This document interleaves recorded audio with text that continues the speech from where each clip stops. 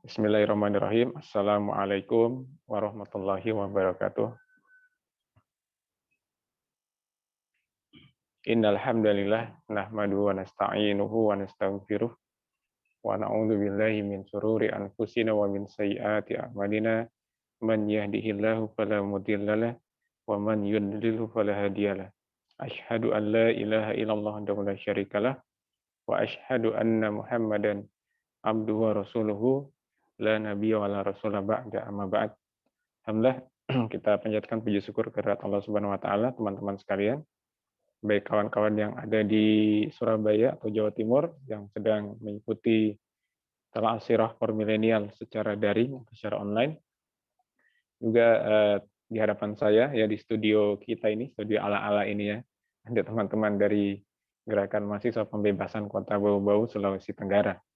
Saya sedang mampir ke tempat mereka dan sekalian meminta izin penggunaan basecamp kumpul mereka sebagai studio dadakan kita untuk menyelenggarakan Tala'as Sirah for Millennial.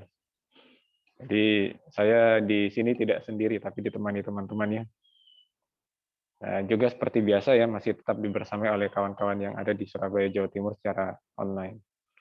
Alhamdulillah kita bisa kembali menyelenggarakan forum ini, dan ini sudah lumayan panjang pembahasan kita. Kita sudah sampai ke tema hijrah Nabi ke Taif. Nah, kita sudah sampai ke pembahasan ini sekarang. Alhamdulillah. Salat dan taslim kita kirimkan kepada junjungan kita Nabi Muhammad Shallallahu Alaihi Wasallam, Nabi yang sama-sama kita yakini kebenaran ajarannya, Nabi yang kita sangat cintai tentunya, dan Nabi yang kita harapkan syafaatnya. Oleh Allah Subhanahu Wa Taala, beliau dijadikan sebagai al-uswatun hasanah, sebagai suri tauladan yang terbaik. Dan untuk meneladani tindak tanduk perilaku beliau di dalam kehidupannya, di dalam aktivitas beliau, dan yang paling penting adalah aktivitas dakwah beliau, maka untuk itu kita perlu mengkaji sirah perjalanan hidup beliau. Dan alhamdulillah lewat forum ini kita fasilitasi ya bagi anak-anak muda, bagi mahasiswa untuk bisa mendapatkan Tala'as Sirah yang kita kemas ala-ala milenial ya. Walaupun menjadi tantangan tersendiri buat saya membawakan Tala'as Sirah itu dengan style milenial ya. Karena ada gap sedikit antara saya, angkatan saya dengan teman-teman milenial hari ini. Tapi insya Allah tidak terlalu jadi masalah, bisa kita jembatani itu. Ya, maka itu kemudian forum ini kita sebut sebagai forum Tala'as Sirah for Millennials. Nah, jadi ini teman-teman pembahasan ya. Teman-teman di Surabaya itu punya forum kajian rutin tiap hari Jumat pagi ya. Namanya Tala'as Sirah for Millennials. Jadi kita mendekatkan sosok Nabi Muhammad ini kepada anak-anak muda. Itu jangan sampai anak muda tidak kenal nabinya, tidak tahu perjalanan hidup nabinya, perjuangan nabinya ya. Padahal nabi kita ini orang luar biasa ya. Sampai Michael Hart itu di dalam buku 100 tokoh menempatkan nabi kita ini, Nabi Muhammad, sebagai sosok nomor 1. Itu yang paling berpengaruh di dunia. Mengalahkan semua tokoh yang pernah ada ya. Luar biasa ini. Itu pengakuan dari orang di luar Islam. Nah, kenapa dia bisa mengakui? Karena dia mendalami seperti apa nabi kita itu, profilnya, biografinya, perjalanan hidup dan perjuangannya. Oleh karena itu juga kita butuh lebih mengenal, dan kita lebih berhak mengenal karena kita umat Islam, umat beliau. Nah, anak muda ini agak jauh ya dari gambaran sosok Nabi. Jadi mudah-mudahan dengan program ini kita semakin dekat dengan Nabi kita Muhammad Shallallahu Alaihi Wasallam. Oke ya. Seperti saya sampaikan tadi, kita pembahasannya sudah sampai kepada tema atau topik hijrah ke Taif. Ya, setelah kemarin kita membahas hijrah ke Habasyah, hari ini kita membahas hijrah ke Taif. Atau perjalanan Nabi ke Taif lah ya. Nah, karena yang biasanya dikenal sebagai hijrah itu ya Madinah, dari Mekah ke Madinah, atau mungkin juga dari Mekah ke Habasyah. Kalau Taif ya kurang disebut hijrah ya. Nah, tapi ada penulisan sirah Nabi yang menyebutkan waktu Nabi ke Taif itu dalam rangka hijrah juga sebenarnya. Nah, sehingga judul kita ya kita sesuaikan dengan itu. Judul kajian kita adalah hijrah ke Taif. Ini kita menyelenggarakannya tepat di tanggal 1 Oktober ya, Hari Kesaktian Pancasila ya. 1 Oktober tahun 2021. Yang mana tanggal ini diperingati sebagai Hari Kesaktian Pancasila karena kemarin tanggal 30 September itu ada peristiwa kudeta ya atau peristiwa pemberontakan yang dilakukan oleh Partai Komunis Indonesia, namun gagal kan. Itu peristiwanya terjadi tanggal 30 malam sampai tanggal 1 pagi. Makanya kejadian itu ada yang menyebut G30 SPKI atau Gestapo, ya, gerakan 30 September, atau juga ada yang menyebutkan Gestok, gerakan 1 Oktober. Ya, karena kejadiannya itu tanggal 30 sampai tanggal 1 itu. Ya. Namun apa yang mereka upayakan untuk menguasai negeri ini dan mengganti haluan negara, dasar negara, itu ternyata gagal ya. Sehingga hari ini diperingati sebagai Hari Kemenangan Pancasila dari upaya pergantian ideologi menjadi ideologi komunisme ya. Nah, ini momen bersejarah sebenarnya ya yang kita manfaatkan, tapi ya kita tidak dalam rangka kajian komunisme, sekarang kita kajian sirah Nabi. Nanti insya Allah di lain kesempatan bisa kita bahas itu ya. Baik, kita harus tahu Taif itu posisinya di mana ya secara geografis. Ini saya ingin memulai dari sini dulu, ya, tengah kita ini. Nah, makanya kaum muslimin, para pemuda itu harus ngerti geografi. Kadang kita tuh menyepelekan lah pelajaran geografi itu. Ilmu bumi, dulu namanya ilmu bumi, sekarang geografi. Ya. Disepelekan ya, apalagi dipandang masa depannya tidak cerah, tidak secerah kalau kita mendalami ilmu kedokteran ya, atau ilmu apa sekarang yang bergengsi selain itu, kedokteran misalnya ilmu arsitek ya, yang kayak geografi dianggap tidak penting. Mau jadi apa? Paling kan jadi guru. Ya. Guru dianggap tidak bergengsi juga. Apalagi kalau kita dengar lagunya Iwan Fals, Umar Bakri ya, nasib guru memprihatinkan. Jadi guru itu kurang diminati. Ya. Kecuali orang yang memang mau mendedikasikan dirinya untuk ilmu, itu nanti akan memilih pekerjaan menjadi guru. Ya. Saya pribadi kebetulan guru, ya, guru homeschooling saya di Surabaya. Jadi keseharian saya menghadapi murid-murid. Ya.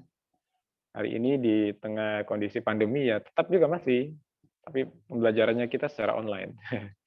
Secara online ya, tapi insya Allah sebentar lagi akan dibuka tatap muka karena kondisi pandemi di Jawa Timur kan sudah turun. Provinsi Jatim sudah level 1 dan sudah siap tatap muka dan beberapa sekolah sudah buka tatap muka ya, walaupun dengan sistem bergelombang seperti di sini ya. Tapi di sini sudah lebih awal saya lihat pola tatap muka itu. Di sana karena memang kemarin kondisi pandeminya lumayan pada level yang mengkhawatirkan, jadi belum. Nah, sekarang sudah mulai. Nah itu ya, jadi memang bagi sebagian orang profesi guru tidak menarik ya. Makanya mereka menghindari mendalami ilmu di perkuliahan itu dengan ilmu-ilmu yang seperti tadi itu ya, kayak geografi apa jadi guru palingan ya. Padahal penting, umat Islam penting memahami geografi agar mereka tahu posisi di mana mereka berada, di mana wilayah kaum muslimin, di mana wilayah orang-orang kafir. Karena kita ini punya misi untuk menyebarluaskan Islam sebagai agama yang rahmatan lil alamin. Jadi kita punya target menaklukkan. Nah, itu harus tahu lokasi itu. Bagaimana mungkin kita menaklukkan sebuah darul kufur, kita tidak tahu di mana lokasinya. Ya. Kita misalnya mau menaklukkan Roma ya, tapi kita tidak ngerti peta, ya. Tidak install aplikasi map juga di HP. Kita bukan berangkat ke Eropa, kita ke Afrika nanti. Ya. Nah, jadi penting itu.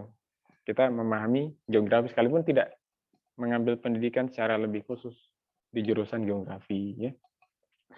Kalau kita melihat secara geografis, posisi Taif itu ada di tenggara kota Mekah.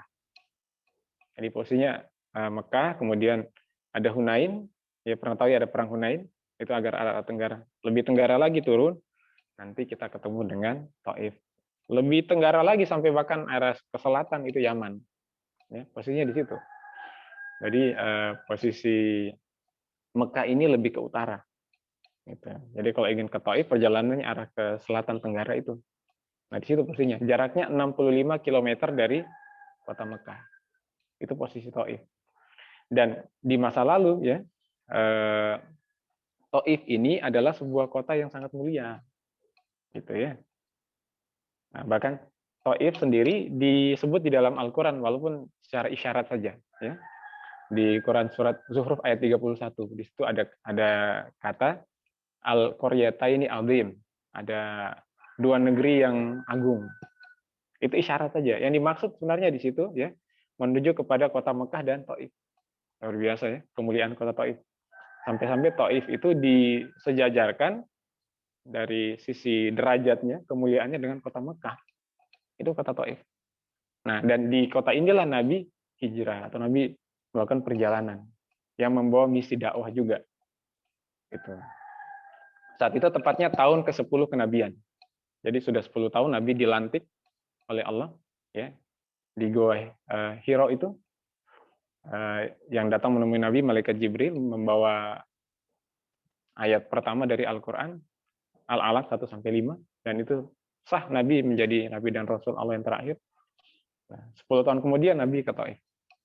Nah, kenapa? Karena ingat pembahasan yang lalu ya, kalau yang lalu kita membahas tentang hijrah ke Habasyah. Ya. Hijrah ke Habasyah itu ada 2 gelombang ya. Dan ini juga beririsan dengan kejadian pemboikotan selama 3 tahun Nabi dan Bani Hasyim dan Bani Muthalib. Pasca dari situ, paman Nabi Abu Thalib sudah lemah fisiknya, sakit-sakitan. Dan tidak lama Abu Thalib wafat. Nah, kewafatan Abu Thalib ini keuntungan bagi orang-orang kafir Quraisy. Ya. Karena beliau adalah pembela. Ya. Pembela yang dihormati.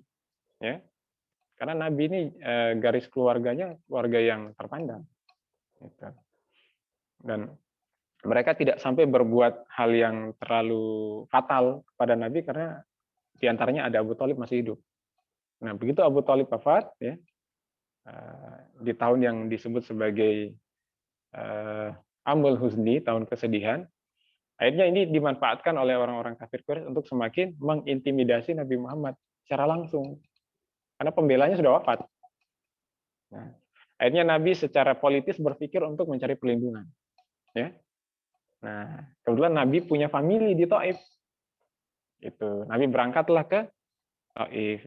Saat itu Nabi tidak sendiri. Nabi ditemani oleh anak angkatnya atau maulanya atau budaknya, yaitu Zaid bin Harisah. Mereka berangkat berdua ke Taif. Karena di sana Nabi punya famili, tentu nanti Nabi harapan besarnya akan dibela dengan famili atau keluarga dan saudara yang ada di Taif. Nah, Nabi berangkat ke sana. Sesampainya di sana juga Nabi mengontak pimpinan-pimpinan dari Bani Sakif yang ada di Taif. Nabi datang ke rumah mereka menyampaikan Islam, ya, mengajak beriman kepada Allah Subhanahu wa taala. Ternyata apa yang Nabi temukan di Taif, Nabi mendapat penolakan dan sangat kasar sekali penolakannya itu. Ya. Sampai-sampai pemuka-pemuka Bani Sakif itu meminta ya kaum penjahat, para budak itu melempari Nabi. Sampai seperti itu perlakuan yang Nabi terima.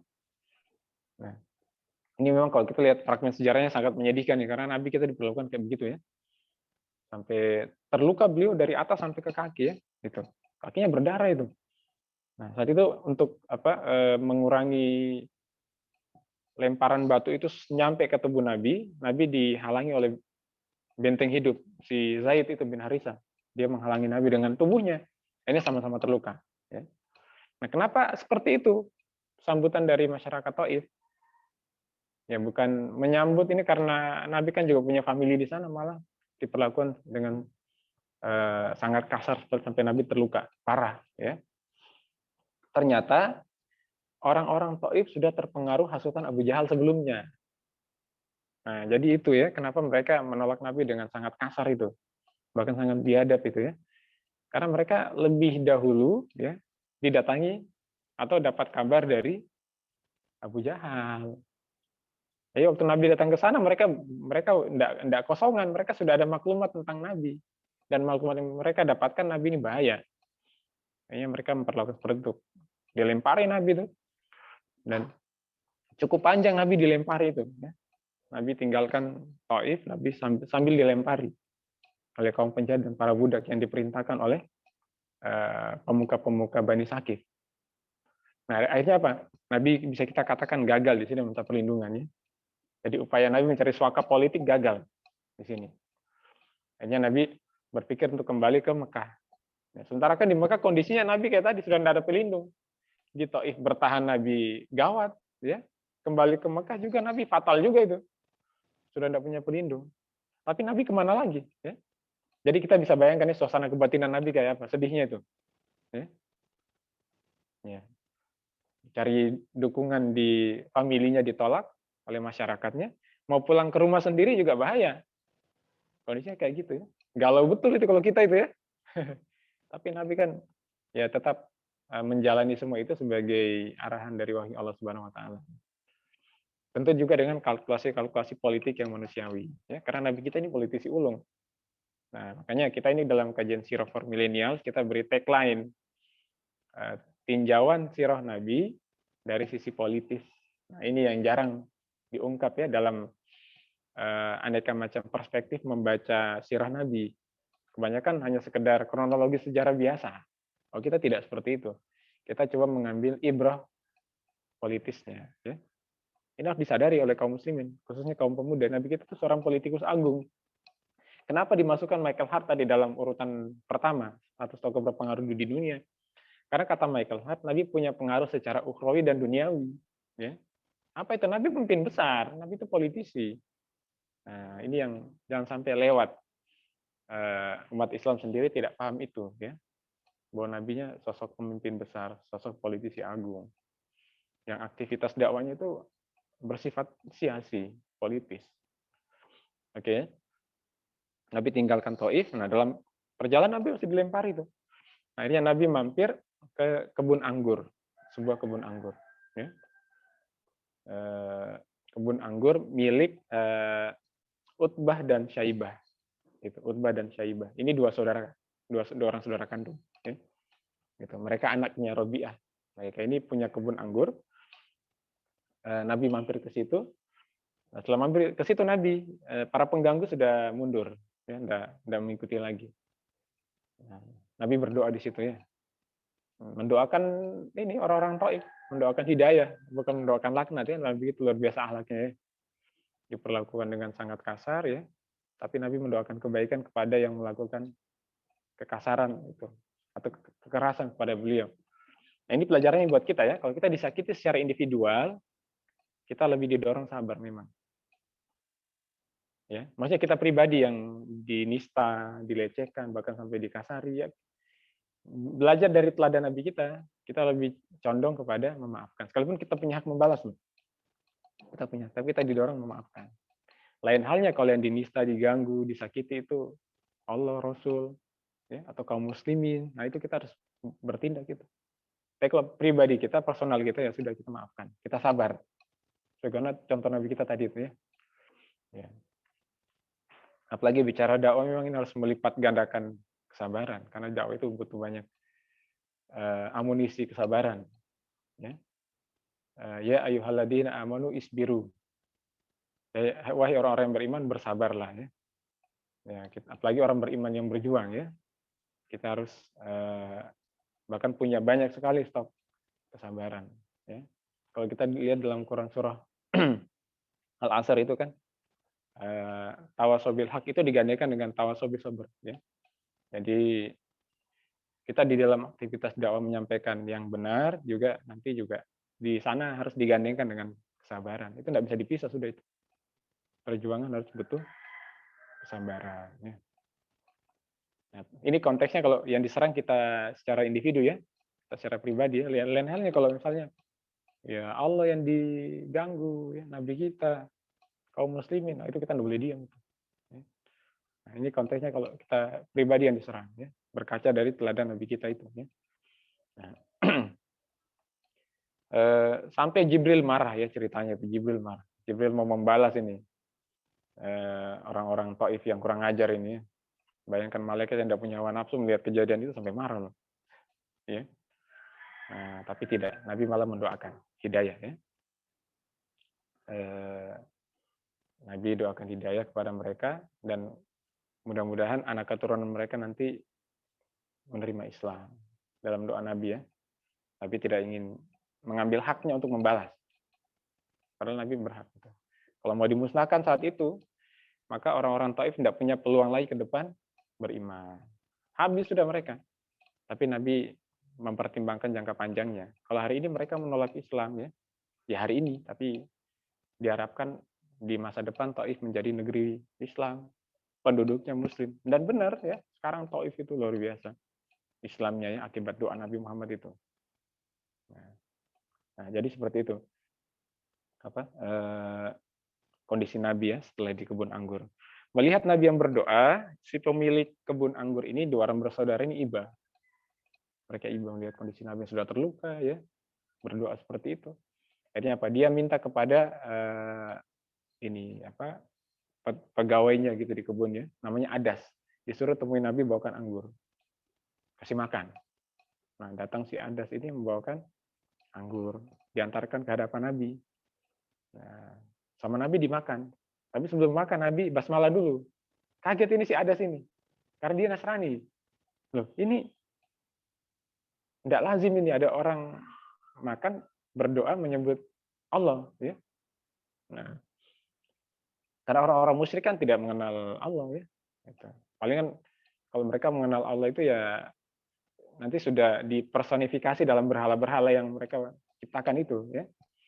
Nah, kaget dia, akhirnya Nabi menjelaskan dirinya adalah Nabi ya, datang ke sini untuk berdakwah ya.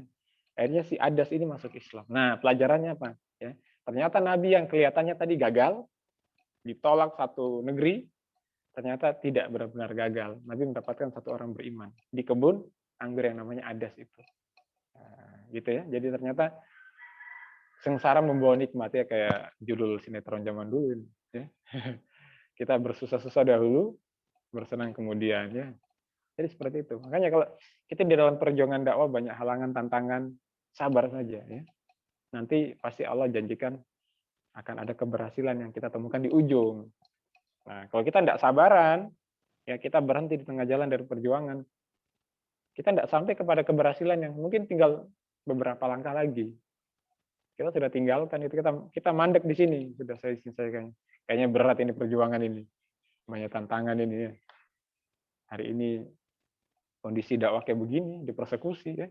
Sudah kayaknya nggak usah jadi pendakwah, saya jadi penjilat penguasa saja. Iya, ada orang kayak begitu, ada itu. Orangnya suka ngibulin itu, orangnya. Iya, ada orang kayak gitu. Dulu itu bicaranya syariat Islam ya, di mana-mana syariat Islam. Pejuang Islam, frontal ya. Sekarang frontalnya, vokalnya dipakai menjilat penguasa.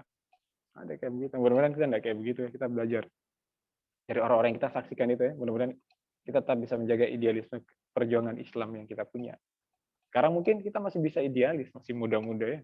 Coba kalau sudah tua ya, sudah menikah lagi, sudah punya anak, ya, anaknya butuh biaya, masih bisa enggak menjaga idealisme? Nah, di situ ujiannya nanti. Ya. Ya, harusnya dengan bekal idealisme masa muda bisa dipertahankan. Harusnya begitu. Makanya selagi masih muda, dipupuk betul itu idealisme itu. Ya, jangan mau gampang digoyah dengan tawaran-tawaran atau iming-iming harta tahta wanita kuota Toyota ya, jangan mau. Itu harus dibentuk sejak masih muda agar nanti kalau sudah tua ya masuk di era-era yang ujian antara idealisme atau pragmatisme, ya kita bisa bersikap dengan tepat, yaitu mempertahankan idealisme ya. Gitu ya.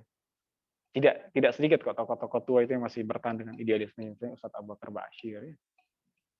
Banyak lagi yang lain ya. Tokoh-tokoh tua yang tetap bertahan dengan idealisme bahkan sampai akhir hayat ya. Dulu di Palestina ada namanya Syekh Ahmad Yasin ya, tokoh spiritualnya Hamas ya. Itu juga sampai tua tetap mempertahankan idealisme perjuangan Islam ya. Banyak lagi yang lain ya. Banyak tokoh-tokoh yang lain. Nanti tinggal kita cari biografi mereka, kita pelajari untuk memperkuat kita ya. Agar kalau kita sudah tua ya kita bisa menjadi seperti mereka itu ya. Tetap hidup dalam kemuliaan, ish kariman, ya. Kalau mati aumut syahidan, begitulah kita harapkan. Oke teman-teman di Surabaya, jadi itu ya kisah perjalanan Nabi ke Taif, ya. Ternyata tetap ada hasilnya dengan keberislaman seorang, ya bisa kita katakan seorang petugas kebun lah atau apalah, atau pegawai kebun atau tukang kebun, tapi dia itu orang dibayar, bukan yang punya kebunnya. Atau mungkin sekarang apa ya, buruh tani barangkali ya, kalau kita kaitkan dengan tema 30 September kaum buruh tani, ya. Nah, jadi dakwah itu juga harus menyasar kalangan grassroots kayak begini, dan boleh jadi malah mereka menerima sambutan dakwah ketimbang orang-orang yang ada di apa posisi atas, ya. Tapi semuanya digarap, baik yang di grassroots maupun yang ada di elit, di lapisan elit, itu semuanya digarap oleh dakwah kita. Oke, itu yang bisa saya sampaikan untuk kesempatan topik kita ini ya, hijrah Nabi ke Taif. Barangkali ada yang mau disampaikan teman-teman di Surabaya, silakan. Teman-teman di sini juga boleh bersuara. Itu ya. Nah, nanti pendalaman silakan baca lagi di kitab Sirah Nabi. Harus punya ya, jangan sampai orang Islam nggak punya itu buku tentang nabinya ya. Nggak boleh ya, harus punya. Terserah penulisnya siapa saja, judulnya apa saja ya. Semakin banyak lebih bagus, nanti kita bisa komparasikan, bahkan bisa saling melengkapi. Nah, kalau saya pribadi melengkapi koleksi saya dengan karya dari Syekh Sofiur Rahman Al-Mubarakfuri, itu Rahiqul Maktum, juga dari yang lain ya, tapi yang judul paling terkenal ini. Ya. Nah, yang recommended juga Sirah Ibnu Hisham, itu 2 jilid. Nah, itu bagus itu. Nah, itu termasuk apa ya? Bisa kita katakan rekomendasi yang disebutkan di dalam kitab Nizamul Islam itu ya. Sirah Ibnu Hisham. Kalau saya melihat berapa kitab Sirah Nabi itu, dia daftar pustakanya merujuk ke Sirah Ibnu Hisham. Nah, jadi bisa kita katakan ya lumayan induk lah kitab ini menjadi rujukan kitab-kitab Sirah Nabi yang lain. Ya. Nah, itu silakan dimiliki atau yang lain pun tidak apa-apa ya. Mau yang singkat-singkat atau yang tebal ya silakan saja. Upayakan punya ya. Punya. Oke, teman-teman gimana? Cukup? Nah, ini ada chat yang masuk ini ya. Coba lihat dulu. Bolehkah mendoakan buruk terhadap sesuatu karena kedoliman dia terhadap kita? Ya ada doa-doa seperti itu ya. Bahkan sampai doa laknat. La'anallahu alal kafirin, au alal munafikin, au alal zalimin. Ada doa kayak begitu, ada.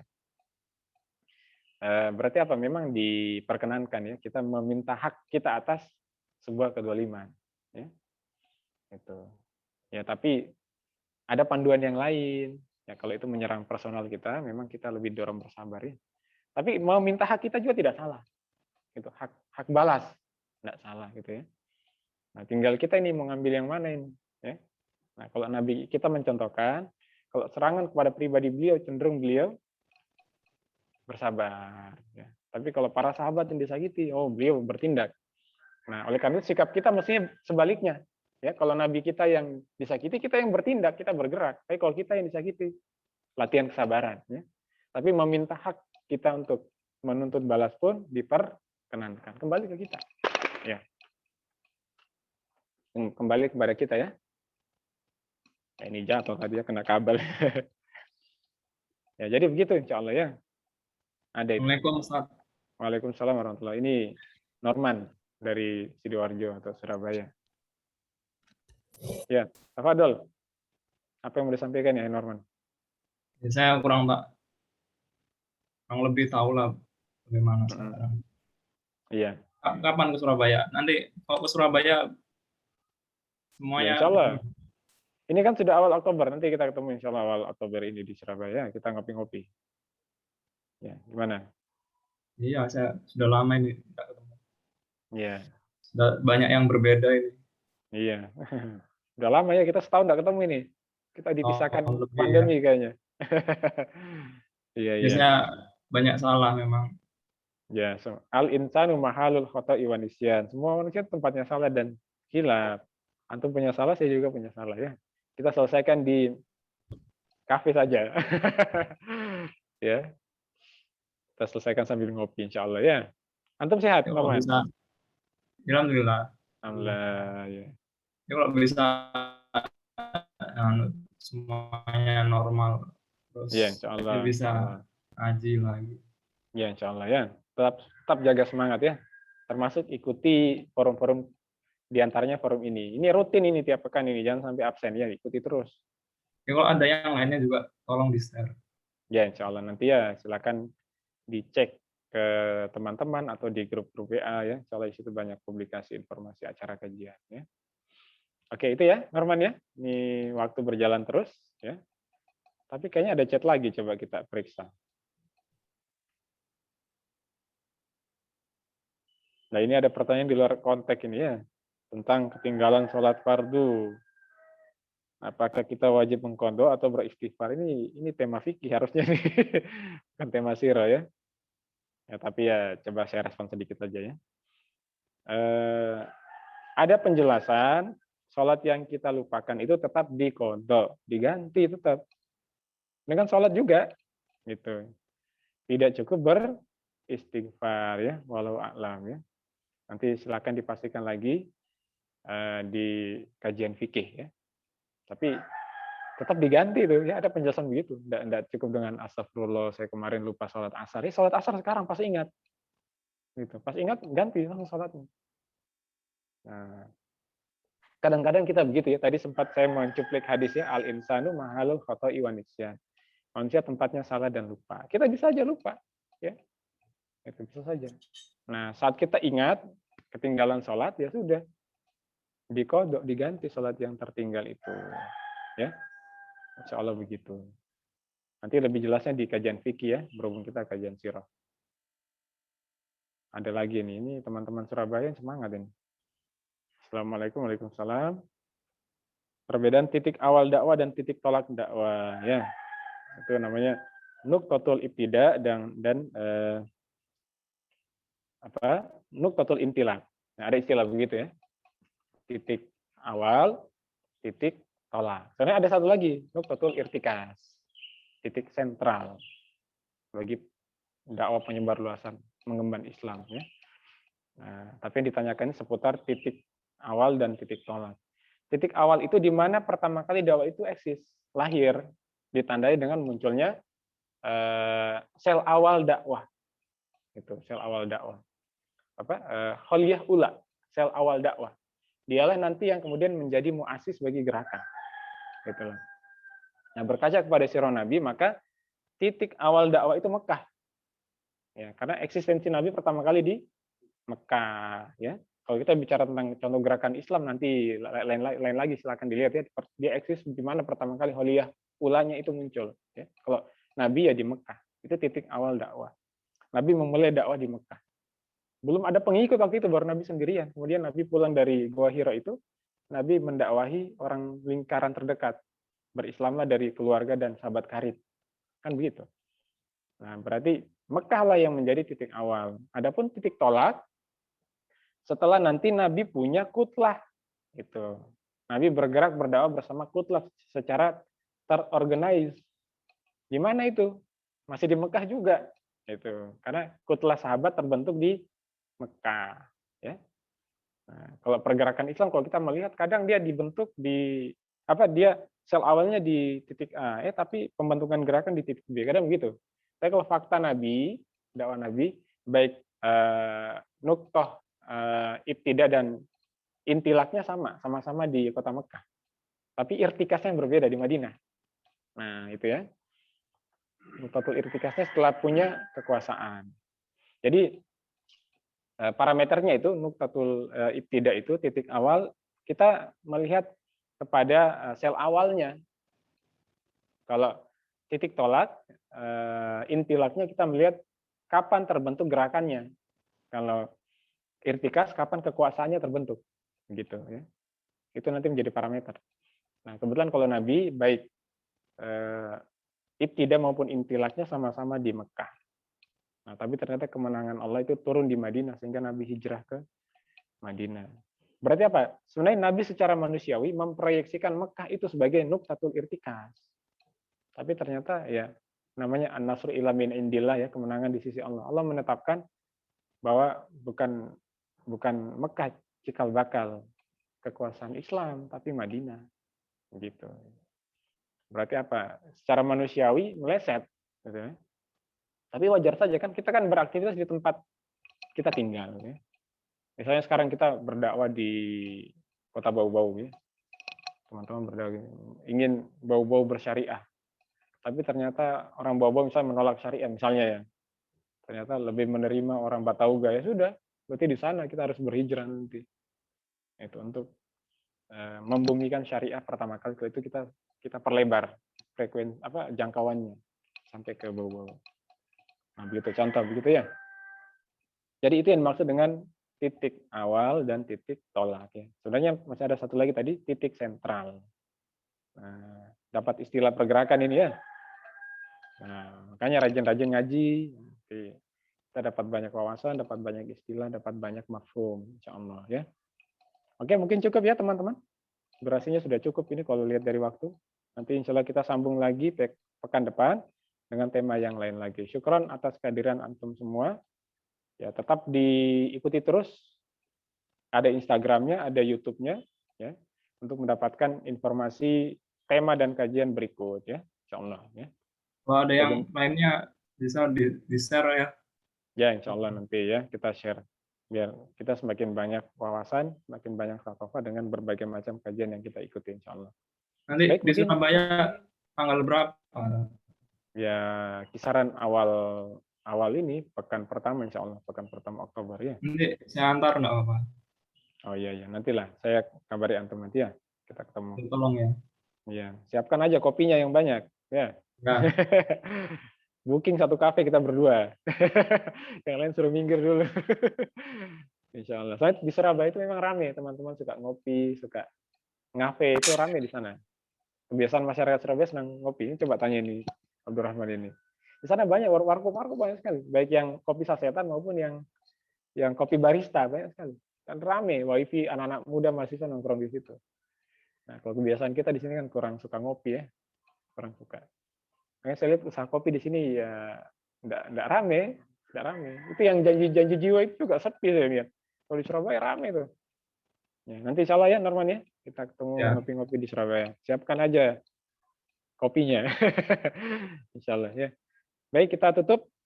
Ya, nanti jumpa lagi di jadwal berikut, insya Allah. Subhanaka Allahumma wa bihamdika asyhadu an la ilaha illa anta astaghfiruka wa atubu ilaik. Wassalamualaikum warahmatullahi wabarakatuh. Waalaikumsalam warahmatullahi wabarakatuh. Ya, makasih ya teman-teman. Jumpa lagi insya Allah. Mohon doanya ya. Ya, amin ya rabbal alamin. Semoga lancar dan selamat semua. Amin. Oke, host sudah cukup? Iya. Hostnya, mana hostnya nih? Ya, sudah cukup.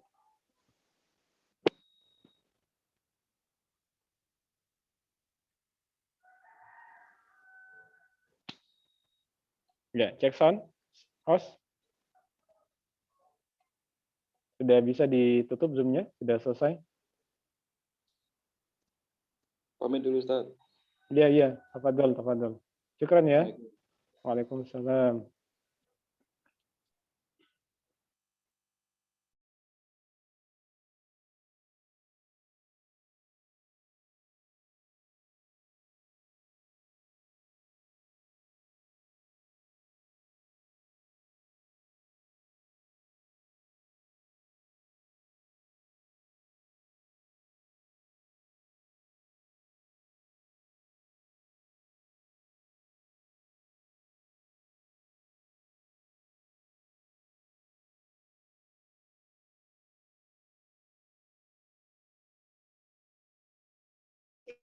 Afwan izin live saya.